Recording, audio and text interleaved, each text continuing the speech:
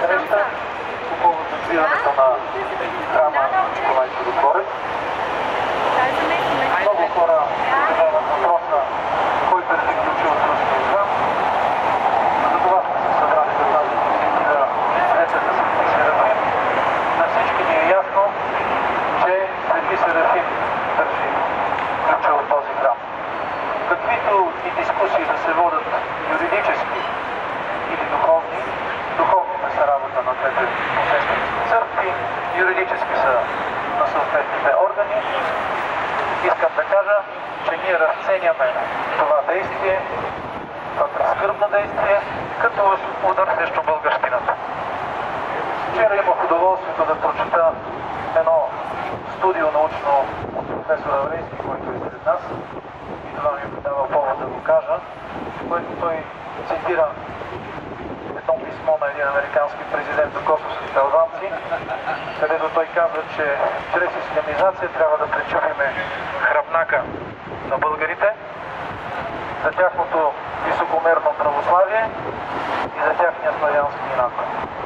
Приканвам ви да продемонстрираме нашето славянска твърдост и православно високомерие, като се помолим на Свети Серафим и се опитаме да се извиним с двете, което ще представим пред храма. Благодаря на всички.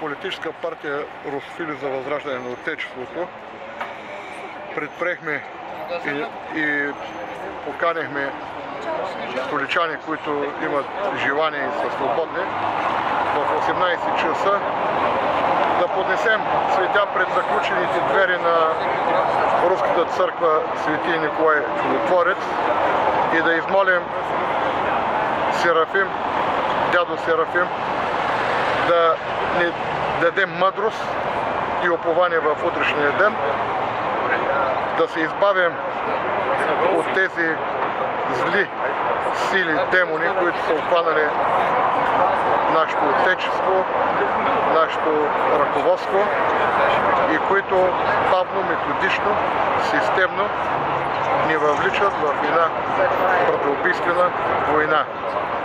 И да покажем съпричастност и солидарност с всички православни християни тук в България, Русия, Украина, Сърбия и навсякъде по света, че християнската вяра е една, именно тя е тази, която ни дава сила и упование и която ни обединява. Бог да пази България. Добър ден за телевизия 24. Днес сме се събрали тук да подкрепиме отварянето на храма Николай Чудотворец.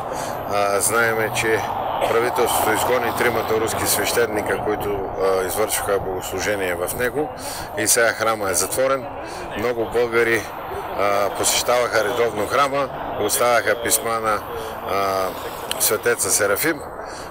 Храма е по принцип, всички му казват руски, но той си е българска църква, която така или иначе трябва да бъде отворена за православните хора.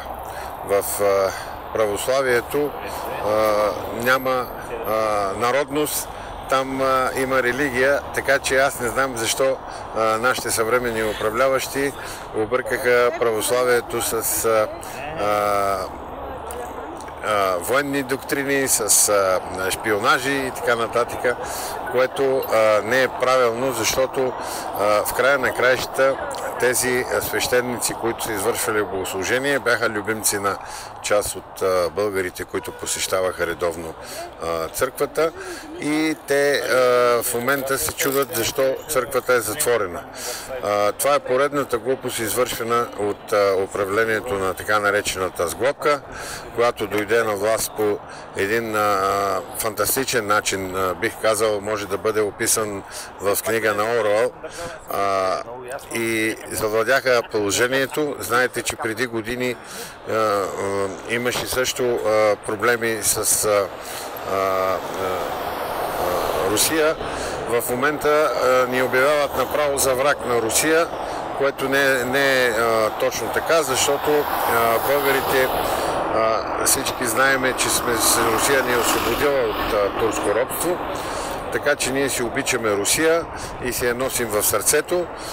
Това, което в момента се извършва спрямо православния храм и спрямо това, че бяха изгонени над 70 руски дипломати, не се е случвало дори и по време на Втората световна война.